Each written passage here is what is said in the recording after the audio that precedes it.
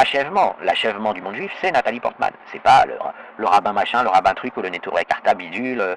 Voilà. Or, l'islam, c'est exactement l'opposé. L'islam, il vous dit, attention, les femmes, c'est le diable. Okay, même s'ils n'avouent pas, c'est ce qu'ils pensent. Vera se sent gênée d'exister, en plus, parce qu'elle est une femme, et donc elle attend l'au-delà, et elle estime que son devoir est de se soumettre à l'islam pour aller, pour convenir à Allah et pour ne pas aller en enfer, mais ça s'arrête là, elle refuse de vivre. Et chez les hommes musulmans, t'as le droit de vivre, mais à condition de regarder le Barça, et d'être dans le bâtiment, et de faire toutes les obligations islamiques. C'est-à-dire que t'as pas le droit de vivre, en fait. Tu dois être entre mecs en jogging qui se grattent les couilles devant le foot, parce que c'est toléré de regarder le foot, mais sinon tu dois être à la mosquée en babouche. Et voilà, il y a une opposition totale. Vous avez un renoncement à la vie ostentatoire et qui joue des coudes pour inviter et souvent forcer tous les autres à renoncer à vivre, en les accusant quand ils veulent vivre d'être tombés dans le piège de la dunya et en leur disant vous allez terminer tout le reste de l'éternité en enfer. Et de l'autre côté, vous avez un monde qui est exclusivement porté par des préoccupations de terrestres, en disant la seule chose dont on doit s'occuper, c'est la planète, c'est la vie terrestre, etc. Et c'est pour ça que vous verrez aussi souvent des gens comme Ulkipa Vera, etc., accuser les juifs d'être athées. Y compris les adeptes du judaïsme, y compris les juifs qui disent franchement qu'ils sont dans le judaïsme. Et ils le font parce qu'ils confondent, ils croient que le judaïsme c'est autre chose que la vie présente, la dunya. Or, le judaïsme officiel, là je ne suis pas en train de vous parler des juifs agnostiques, le judaïsme, pas les juifs, le judaïsme, la Torah, son fondement, c'est la planète Terre. Enfin, c'est le réel, c'est la dunya. C'est le gardien, il se veut gardien de la dunya. Et puis, c'est pour ça que vous l'entendrez, il va faire des discours politiques, ceci, cela, mais pas pour imposer, pour dire, prenons soin de la dunya, mobilisons notre énergie.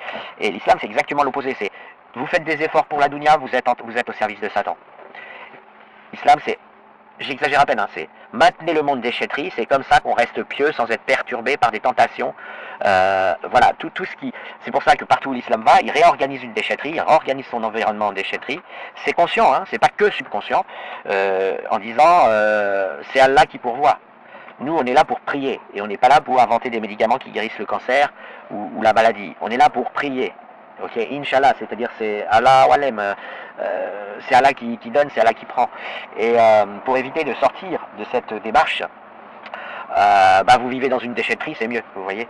C'est-à-dire que c'est la version, l'ascèse, ordonnée par l'islam avec la peur de l'enfer, s'organise un peu comme le bouddhisme, c'est pas gentil pour les bouddhistes ce que je suis en train de dire, c'est-à-dire ils vont aménager l'environnement en déchetterie, parce que si tu es dans une déchetterie, Allah et le culte apparaissent comme, de manière apaisée, comme n'ayant pas de concurrence.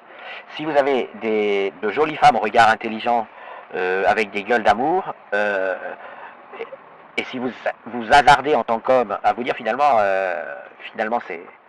c'est beau la vie, c'est beau la création, eh bien ensuite quand vous allez porter le regard sur la figure de Mohamed, hein, en robe babouche dégueulasse avec de la barbe dégueulasse et un air complètement stupide, eh ben vous allez avoir du mal à rester dans le culte.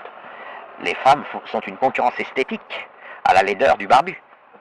Et en plus, le barbu et sa laideur revendiquée, sa volonté d'être laid, d'être dur et laid, vous voyez, alors eux ils pensent dur, mais bon, ils sont pas toujours convaincants dans leur dureté, on sait qu'ils font un peu semblant, qu'ils en rajoutent. Cette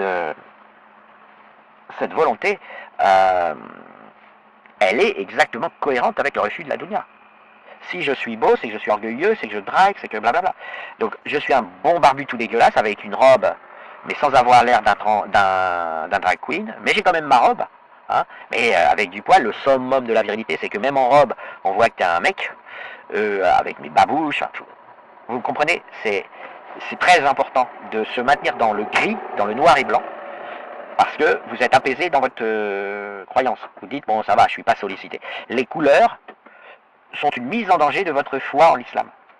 Donc l'opposition est totale, et c'est pour ça que cette agressivité de Laura envers ce qu'elle considère comme des gens qui auraient le devoir d'être des sortes de curés du judaïsme, elle est essoufflée quand elle parle, on dirait, elle fait de l'angine de poitrine parce que, ça la, c'est horrible, c'est le, voilà, et donc, et elle est de bonne foi,